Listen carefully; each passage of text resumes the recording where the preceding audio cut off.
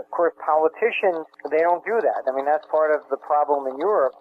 They've taken interest rates to negative, but they've been raising the taxation rate. The bottom line is, how much money are you left with in your pocket? You know, and they don't get that. They think lowering interest rates will stimulate the economy, and it doesn't work that way. If you think the stock market will go up 20%, you'll gladly pay 10% interest. But if you don't think it's going to go up even 5%, you're not going to pay 5%. So it's not the empirical level of interest rates. It's really against. It has to be measured against the expectation, and that's really the critical issue. As long as you expect things to rise, then the level of interest rates will have no impact on it. The interest rates rose really from 76 all the way up into 1981, and when Volcker raised interest rates dramatically, but we didn't see the stock market crash by 90%. So it really has nothing to do with that. The Trump rally, as they're calling it, has another facet to it. And what's happening is that capital is running away from government. And the numbers, came out for Eurostat, which showed this was the first time, 2016, when there were net sellers of government debt in Europe. So you have also at the same time, as there was almost $200 billion in liquidation of government debt, a lot of it went back up to almost, $50 billion went back into equities in Europe. So people are realizing that you're better off because all these governments are simply broke. You have everyone trying to come up with some, scheme to figure out some new sort of taxation. And it's just, all they ever do is they just raise taxes. We have people that are running governments. Honestly, it would be like me trying to write a book on how does it feel to give birth. The problem is, and I've worked with governments around the world from China to the Middle East, and politicians are all the same. And you'll never find any of them, they just, sit there and waddle in their own power. And they think they can pass a law, and that law will make everything change. Exactly. And it does not, okay? And, I mean, fine, they've outlawed prostitution. Have they ended it? No. They've outlawed, sports gambling. Have they ended it? No. They've outlawed drugs. The war of drugs. I mean, you can't write a law to eliminate anything. It's just not going to work. In the Great Depression, they as soon as you do that, what happens is you create a black market. That's what made the mafia. They would never have made a lot of money if it wasn't for prohibition. You're making it tax-free. It's just really absurd. But government is just incapable of doing anything. And honestly, my view is this. They will not do anything at all on a preventative measure. Politician stands up and says, vote for me because I saved your job. You're going to say, well, gee, how do I know I would have lost it? And they would rather you lose your job and then say, vote for me, I'll get the guy that did, around the world. You cannot walk into there and say, if you don't do this, this is going to happen. And it's not going to work. I mean, I walked into the U.S. Treasury back in the early 80s when Volcker was raising interest rates. I said, guys, what are you absolutely crazy here? You're raising interest rates to stop inflation, but you're the biggest borrower. I said, the national debt's going to, basically triple by the end of the decade simply because of what you're paying now. And they just looked at me and they just said, well, yeah, but we'd be paying back with cheaper dollars. And so you walk out and say, okay, fine, just go blow up the world. What do you want me to tell you? It's, I went into Switzerland when they did it was called in there, they set up the peg with the euro. I looked at them, I said, nobody has ever succeeded in doing what you're attempting to do. Oh, yeah, but we think we can. I said, all right, fine, it's just going to blow up. The peg then blows up. I was named, forecaster of the year for that. And, come on, really? And I just looked at him and I said, I think the odds are in my favor. If not one single person has ever succeeded, how am I going to be wrong? I think what it really is this, is that if you work for any of the institutions, a bank, whatever, you have to sign a confidentiality. You can be a great analyst, and let's say you're at Citibank, and you came out and say, well, the euro is going to crash. How is the press going to report that? They're going to say Citibank justice. They're not going to attribute it to you personally. You can't say things, and you have to sign these confidentiality agreements. So I get emails from guys in the industry all the time. They go, oh, I really wish I could say what you do. It's because they're restrained. They can't say it. We're independent, so we can say what, I've got the same experience that they do. It's not that they don't necessarily see it. I tell them all the time, if you wanted to create the euro, bring in the guys from the trading desk. We'll all sit there and tell you how this works. They don't bring in anybody that has experience. I testified before Congress, and I was the only guy with experience. I told them, make sure I'm last. It was before the House Ways and Means Committee, and they apologized to me. Well, gee, we don't have anybody else to put on the panel besides you, so we're going to have to fill it with a couple of economists. I said, yeah, all right, fine, go ahead. They then say, oh, gee, what do you think if we change the tax rate in the United States? What would happen to the dollar? All of them said, well, in theory, it shouldn't really change. And they get to me, well, look, you change the tax rate, the dollar will go up about 25%. And they all get mad because they're just, it's like I said, they've never done anything. But I said, how can I write a book on what it feels like to give, childbirth? Tell us about this concept of debt and the damage it can do on the economy. You were talking about the 70s. Well, fast forward to today, we're approaching 20 trillion Medicaid, Medicare.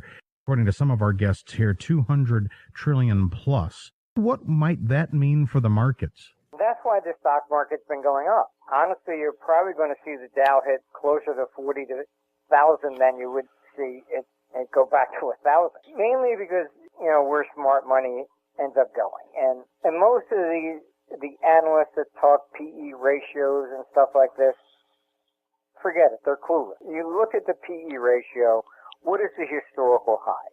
It's about 120. And when did it take place? At the 2009 low. Why? Because if you're worried about the banks are going to fail, you don't know what governments are going to survive, where do you put your money? Okay? You put it in equities. They all both blue chips, and at that point, you're parking money. I don't care about, what revenues they're going to make. I don't care about, if they're going to get 6% dividends. All I want to know is, am I going to get my money back? When you get to those critical points, it's not about investing. It's about parking. That's where we're at. This is why whatever you see in the Dow, charted in different currencies, charted in euro and other, and you'll see that the more the dollar goes up, they make more money than we do. This is why the Japan bubble took place. Okay? The Japanese yen was going up, and the Nikkei. So a foreigner made an extra 20%. So it's always the wild card coming in from the outside that does this. So it's not the domestic side. I mean, it's domestically people, keep calling for the crash, etc. Why? Oh, because it's at record highs in PE ratios. All we've heard since 2009 is this is the top, this is the peak, watch out below, buy bear funds now. From every pundit, especially in the blogosphere, they have been perpetually wrong, but this thing has got more legs than we thought. Why are we going to fight the bull market? No, it's very simple. I mean, I think Barron's actually did a piece on me, I think it was back in 2011, and I think it was more tongue-in-cheek because we said, look, the stock market's going to continue to make new highs. So they put an article that said, yeah, Armstrong saying the stock market's going to make new highs. And I think it was kind of like they talked to 30 analysts, and they're all bearish. I can tell you, I was called in to the Brady Commission in 1987, crashed. I didn't want to go in because I felt largely dealing with academics and politicians, and they kept lobbying a bunch of friends of mine to get me to go in, and they were pulling on my heartstrings, basically saying that if I didn't go in, they were going to blame all the computers. I went in, and it was like, I think his name was Professor Gottlieb from Harvard or wherever it was. He's put in charge of investigation. Immediately said, we're going to find out who shorted this market and forced it down, blah, blah, blah. You realize that every investigation since 1907 has begun with us never found any. And he's just looking at me. I said, and he said, well, what made it go down? I said, very simple. I said, the view is, again, someone who had no experience. And he says, okay, fine. I said, your theory of this huge short. I said, how is it going to happen? Futures, every trade has got to be matched. In equities, if I'm going to short the equity, I'm borrowing the equity from this guy, so he's still long. Now I sell it, and I just created another long. So how is somebody going to outnumber the longs? And he's just looking at me, and what makes it go down? I said, very simple. Everybody's long. Something scares them. They turn around. They try to sell, and nobody's willing to buy to catch a falling knife. There's no bid. Now you get the flash crash, and he's just looking at me. I said, that's why you'll never find a huge short position. I said, and you never outlaw them because it's the short guys. You've got it. They provide the liquidity when everybody else is selling and is tossed in the towel. That's why the stock market keeps going up. You have so many people bear it. What happens is they keep trying to sell every little high, and they stopped out. Exactly. Remember, he said the most expensive trade in any market is that high, trying to catch that high and trying to catch the low. It bankrupts more people. And they have been calling the top in this market for at least 5 straight years. The trend is up. They're just fighting the natural momentum. I would say the primary difference between us and them is that we're international. I mean, I've got offices in Abu Dhabi to Beijing. We have to deal with people around the world. And the difference is that everybody acts just like Adam Smith, out of their own self-interest. So if the dollar is going up, they're making money if the stock market still prints the same price today as it did yesterday. They made money on the currency. So a lot of people don't necessarily understand currency in a lot of this stuff. It's a great segue, Martin Armstrong, into a question for you with regard to just how much of this U.S. equities phenomenon is tied directly to capital fleeing from the EU, from the Eurozone, as well as China and related Asian nations. We've got a lot of political instability. We have negative interest rates like we've never seen right now, the People's Bank of China. Most of it is. Like, for example, Trump is wrong in blaming China. Oh, they're currency manipulators to get trade. China was going after, Bitcoin because the bulk of money flowing through Bitcoin is from China.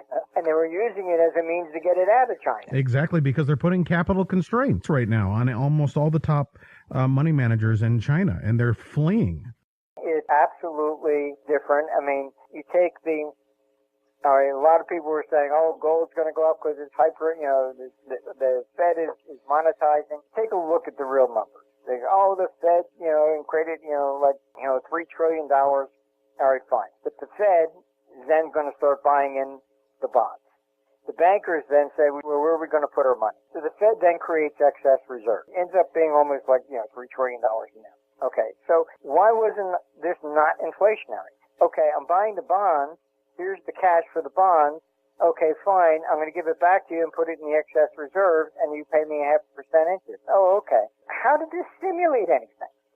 It didn't go into the pockets of the consumer. Then, to make it even more complicated, you then have Europe over there trying to, the ECB going negative.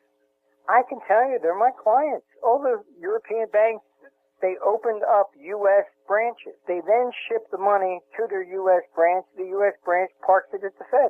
Negative interest rates over there by the ECB. So you have, Draghi over there with negative interest rates, desperately trying to stimulate the economy since 2008. Okay, 8 years and it has not worked. Don't you think at some point you're going to think maybe I should try something different?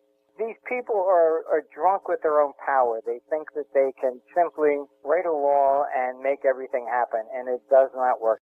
You know, the greenback had a remarkable rally for about a year and a half, basically going sideways. Will the gold bulls be vindicated? Will the dollar eventually roll over and continue in its downtrend?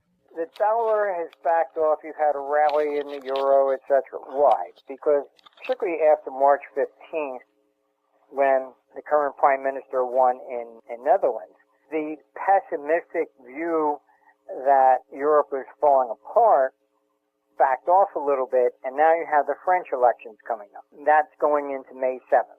Now, these things are important because, if Le Pen wins in France, then you're going to be back to, oh my, that's it, the euro's finished, sell.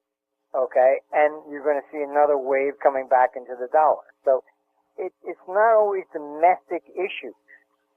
The gold bulls, they're preaching the wrong story for so long. They confuse themselves. Gold does not go up with inflation. It does not go up with an increase in money supply. Look, if you take the 1980 high in gold of $875, adjusted for inflation, it's about $2,300.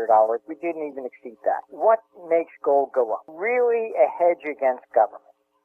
When it went up into 1980 because there was a complete lack of confidence in Carter. All right, that's when gold goes up. Gold rises during any period of a crisis in confidence. Gold has been rising, okay, with the 3 rate increases. All right, it has risen with the dollar.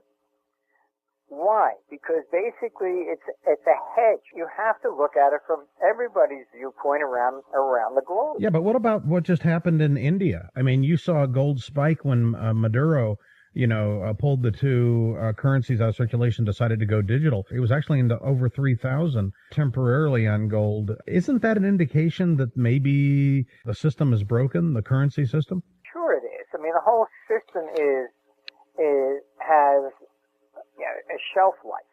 It's not necessarily that the currency is evil or something like that. It doesn't matter what you use for currency. I mean, it could be paper, it could be conch shells, whatever. I think Milton Friedman said it best. If you put the government in charge of the Sahara Desert, there would be a shortage of sand within 3 years. The gold standard failed. All right, Bretton Woods collapsed. Fixed the price of gold, but you did not fix the quantity of dollars. So a 2-year-old with a pocket calc, ultimately it's going to collapse. All right, the ERM, the same thing. They tried fixing the currencies again. It collapsed. You can't do this. Now, our problem is not the currency. The problem is the management of government. If you swap out the dollar and say, okay, fine, we're going to create a new currency and we're going to call it quid or whatever. It doesn't matter because unless you change the source of the problem, which is government, forget it. And you can make it gold, you can make it anything, but you can't fix stuff and then leave it completely unregulated to the standpoint that government is irresponsible. That's when gold rises, is when people finally realize that the government is in trouble. It didn't really rise outside of India, all right, because we weren't ready for the U.S. or Europe just simply to cancel the currency as they did over there. But ultimately, the currency system is going to collapse. I don't think you will see it. But how does it collapse? It doesn't collapse with the dollar going down. It can only collapse with the dollar going up. The dollar goes down, as these people keep saying, then what's going to happen? Trump's going to win. Trade will be fantastic. U.S. will be selling everything out overseas, be very competitive, and corporate profits are going to rise. What will make it crack? What makes it crack is the dollar going up. Now you have all these emerging markets that have $7 trillion in foreign debt denominated in dollars. The dollar keeps going up. Of course, rates have to go up with it. We have, $1.5 quadrillion in notional unsecured interest rate sensitive derivatives around the world. They start to blow up. The whole thing goes belly up. What did the Fed do between 1927 to 1929? They doubled the interest rate and the stock market doubled. Why? Because they were trying to stop the rally. The more they raised the interest rates, the more the dollar went up. The more the foreign capital came. The same mistake. They've raised interest rates they will continue to raise interest rates. And if you look closely at the comments for this last rate hike, it was because the stock market went up. If the stock market goes up 20% more and the Fed doesn't raise rates, what's going to happen? They go down the Capitol Hill. Every Democrat's going to be saying, see, you're making the rich richer, and you're allowing them to make a lot of money, blah, blah, blah, blah, blah. Fed will be absolutely chewed out. It has to raise rates. Otherwise, it's not going to be seen to be trying to stop the stock market rally. Take a look at the Zimbabwe disaster. I mean, you saw the stock market go absolutely ballistic with the precious metals as the currency was burned to the ground.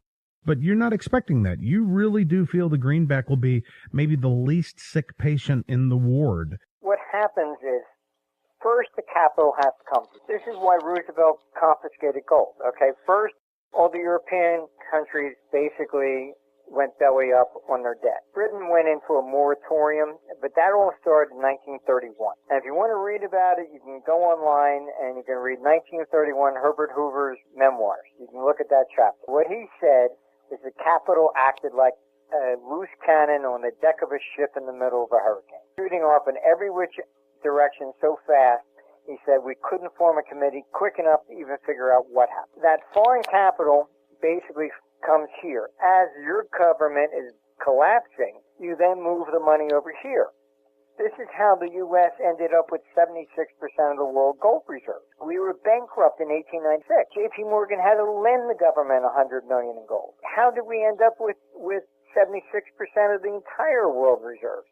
It's because after World War I, World War II, and all the 1931 sovereign debt defaults, everybody moved their money here. The dollar became Bretton Woods. Dollar became the reserve currency of the world. It came here because of that. We're enacting the same crisis. Japan's in trouble. China's got problems. Europe's got problems. Southeast Asia, they got their own debt problems. So the capital comes here. That forces the dollar up. In the Great Depression, our politicians didn't understand it. They went to protectionism. Then when FDR came in, they called him the farmer economist because he was out of the box. He's the one that said, listen, you have to devalue the currency. The currency's too high. So he's the one that basically convinced FDR against his own brain trust. The only way out of this was to devalue the dollar. Because the dollar became so high in value internationally, the U.S. couldn't sell anything. So the same thing will happen. The dollar will go up, which is exactly against what Trump was trying to stop. As the dollar goes up, that is what will then force entire monetary reset. It was the dollar going up into 1985 when the pound went to 103. That created G5 and the Plaza Accord. It was only the dollar going up that started it. And then at the Plaza Accord is when they suggested that Europe combine and create the euro to compete with the dollar. You're not going to get the monetary reset if the dollar goes down. You know, we've got a lot of gold aficionados. Can you paint a scenario that ends well for the gold bulls? Oh, sure. I mean, eventually gold goes up when people begin to realize what I'm talking about. Fine, you have a lot of gold bulls that are talking all the time. Oh, it's fiat, it's whatever. That doesn't get past them. Okay? Just go to Starbucks and stand in line, and you'll see the bulk of the young people are just paying with their cell phone. Quarter, it's really worth $5. What you have to do is you have to get beyond that nonsense. And what gets it beyond that point is when the confidence in government begins to fail. Then all tangible assets begin to rise. Okay? And it won't be just gold. You take the German hyperinflation. Now, how did it end? They issued a new currency in 1925, and it was backed by real estate. It really has to do with something with confidence more than anything. And gold will take off, not because the stock market declines. Two of them will probably move together.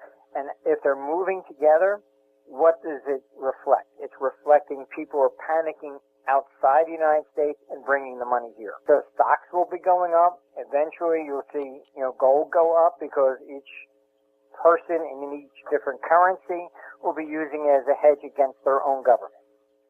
That's what makes a bull market. Do you see a point where people just panic? They panic out of anything financial, they panic out of paper, and they search for that tangible safety? Sure. We're just not at that level yet. If you look at the Gallup polls, 2016, retail participation in the stock market reached record lows. Average person isn't rushing back in there. This is not like 2007. Invest in stocks, take a dart, and throw it at the board, and you become a millionaire by next year. That is reflective of the end of the cycle. We're not even into that. That's why you don't see these big corrections people keep talking about. How are you going to get a big correction without the retail population in there? Not going to happen. We're at that threshold where people have to basically see what's going to happen. And all this negative stuff against Trump all the time, what are they really doing? Trying to prevent any reform. That's what they're really trying to do. And they'll throw everything, just like Christians. You end up with a lot of nonsense that's been put out, but really what it's about is to try and stop reform. And what are they trying to stop reform? I think Trump is fantastic. He said, okay, fine, I want term limits. How's he going to do that? I agree with him.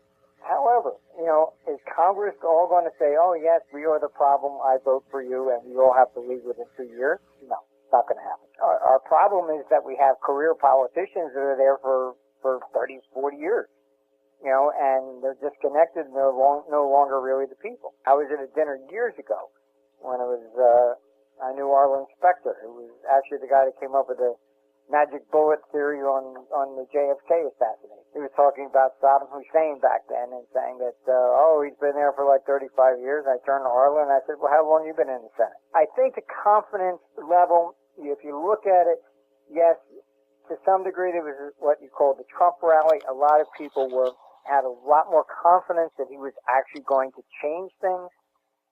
But I think the reality as we move forward, going to find it much more difficult to try and actually change a lot of things. He might get tax reform through, but a lot of the other things is going to be very difficult. And I don't think he's going to be able to put in term limits. If you had to put a forecast on U.S. equities, do you see the Dow as much as doubling or even higher from these levels and a blow-off top? Sure. I think the Dow has got nowhere to go but up. Short term, you have to have the corrections. But honestly, the corrections have been buying opportunities, and a lot of the foreigners, if you look at it in currencies, they are the ones that come in and buying the dip. The same thing as took place in Tokyo. The Nikkei was going up, it was all the foreigners buying. And then finally you convinced domestic Japanese that, I guess it is going up. And then they came in and they bought the high. But that's typically the way it is. And in fact, I was giving a lecture in Tokyo, and this one guy bribed the hotel to sneak in. And he came up to me and he said, listen, I really apologize, but I had to talk to you. What it was, I found it fascinating. I invested $50 million in the stock market.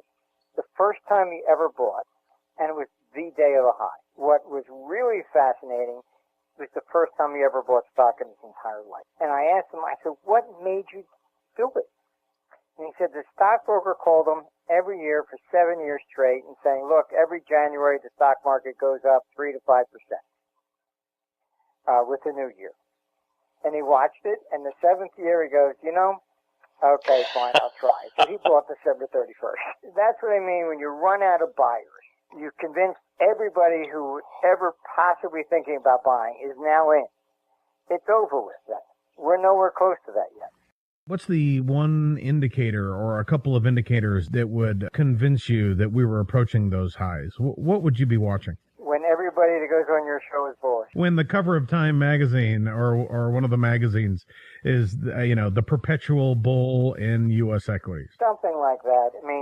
Basically you've got... Uber driver tells you how he just made $1 million in a favorite stock pick.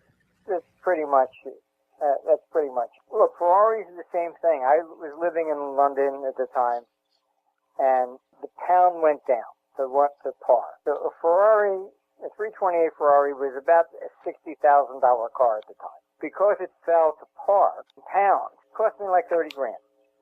I drove it around London for 2 years. Ferrari couldn't afford to sell it at that price. So then they raised the price to 45,000 pounds, I think it was. And then the pound goes back to $2. I drove it around for 2 years, and I sold it used, okay, for, I think it was 80,000. Many other people then thought Ferrari was a great investment, and these guys were going out buying Ferraris and stocking them in garages. I just looked at them and said, guys, I'm sorry, it's not the Ferrari. It was a currency move. That was it. So you have a lot of people, or you can probably still Google them, they have collections of Ferraris. They thought it was a great investment. It had nothing to do with the car. You know, Doug Casey told us a similar tale a few years ago here on the show. He said, you know, if you play your cards right and you watch the currencies and the markets, you can actually live in a place scot-free and sell your home and then move on to the next place and live free there as well. Oh, yeah. I mean, it's currency changes everything, particularly when you're getting into moves of 30-40%. That's a big move. You had the euro up at 160. Okay, so you come basically all the way down to 103. If you bought U.S. equity and you were a European in euro, you made a fortune, and the stock market didn't even have to budge. A lot of our guests find a correlation between, national debt, 20 trillion, and the potential for a bull to reemerge in the precious metals. Do you see any correlation there? You have to look at this from a global standpoint. Yeah, 20 trillion sounds like a lot, but the global number for actual government debt is more in the 150 trillion area. We also have the biggest economy, and one of the lower tax rates. So the pure level of debt in the United States is not really the issue. You have to really look at it from a global perspective, and this is why the euro has failed. I met with the commission at the very beginning and how to structure this. I told them they had to consolidate all the debts of all member states and create a federal debt to compete with the dollar. They said, no, they can't do that because then it would look like it was a bailout for Greece or Italy or whatever. And I said, well, you're going to end up doing it at the end. And they said, well, we just want to get the currency through first, then we'll worry about the debt second. They never consolidated the debt. Why is that important? I'm an institutional trader. I got, few hundred, $billion.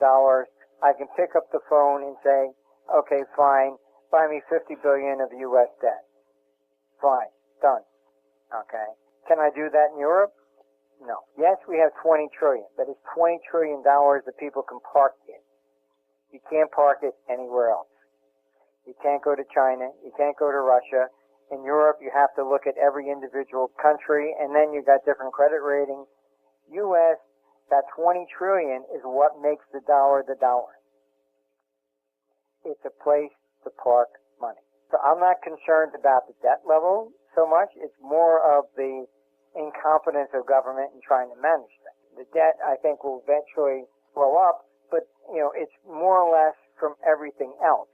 It's because the government is the biggest borrower.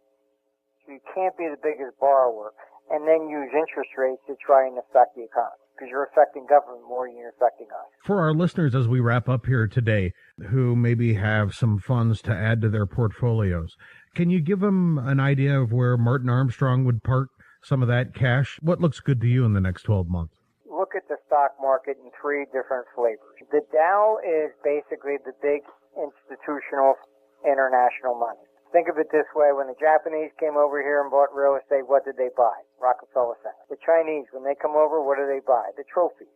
International money wants to buy the trophies. As long as the Dow is leading, it's showing you something. That's big money. Next is the S&P. S&P is the broader domestic institution. Some international goes into there, but not as much. Then you have the NASDAQ. The NASDAQ is the high-rolling retail market. Each one attracts a different flavor of investor. If you're looking for security and safety, basically you look more at the blue chip. One of the big pension funds just restructured based upon what we told them to do. They got rid of all government debt and they moved to the blue chip corporate debt. And S&P went in and said, oh, gee, you're taking more and more risk. And they said, look, we ran the studies. We looked at what Armstrong said, and he's right. Blue chip companies don't default. Governments do. And when they do, you get nothing. You get haircuts, whatever, because they just passed the law and can do it. If a company went bankrupt, okay, fine. You get something back on the dollar because of all the liquidations of physical assets. You don't get that with a government debt. Government debt is unsecured. Can't go down to the National Gallery and start lifting Picasso. So we keep an eye on the blue chips, their Dow 30. We have then an idea where the foreign investment funds are flowing. If we start to see it lag, the Dow lag, and maybe even the S&P, but the NASDAQ outperform, well, what do we take away from that? Yes, when that starts to happen, now you're getting closer to the retail type bubble you're talking about. They all have to switch positions. The Dow will start to actually go down first, and the other two will be rising. So you look for the differences like that. If you're looking at debt, stay short term because interest rates are going up. But right now, it's okay in the United States with T-bills. I wouldn't worry about them so much. But going into after this year, you really don't want to really be in government debt so much. Certainly just keep it to the United States.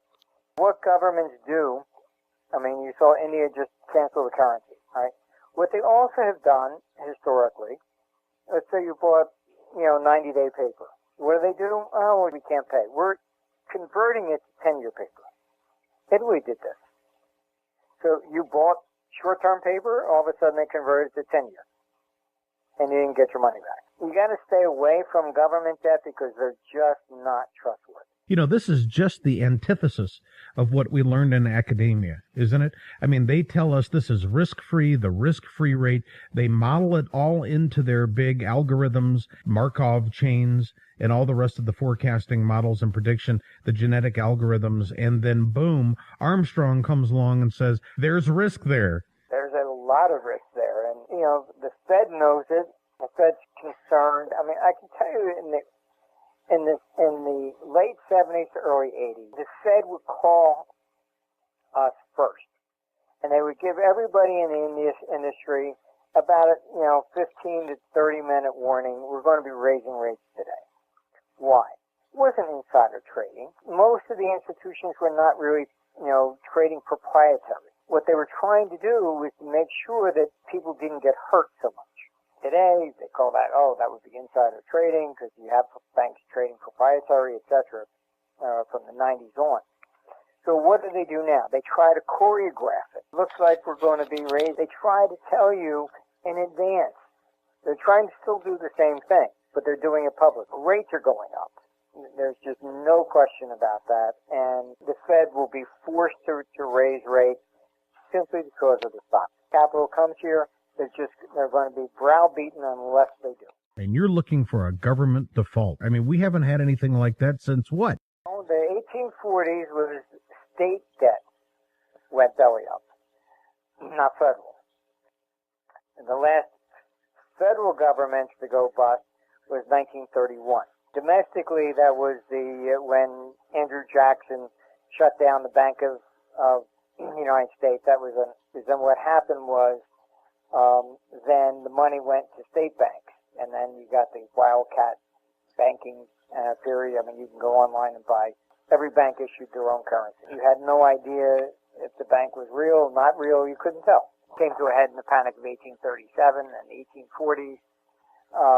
Even the Bank of England still has, bonds from Pennsylvania, from I think Georgia, which were never honored. The 1930s was basically federal debt outside the United States. Most of Europe defaulted, South America for about the third time, and China defaulted.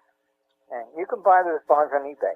Make very nice things to hang up if you like. And the tipping point for our next federal default, my guess is rates just get out of hand? Pretty much. You also have to pay attention to the breakup of the EU. Merkel's probably not going to win, and you're looking at other countries pulling out.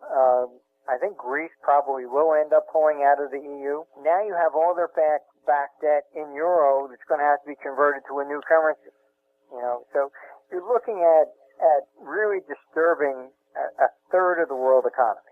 We have to watch everything. Basically have direct lines, sources that we were one of the first ones to say that Russia even went into Ukraine. Right? Actually posted on our site. We had one of our people over there went up to a Russian soldier and said, "Oh, thank you so much. You're here to help us. Can I take a picture with you?" And he did, so I posted the picture. I just cut her out.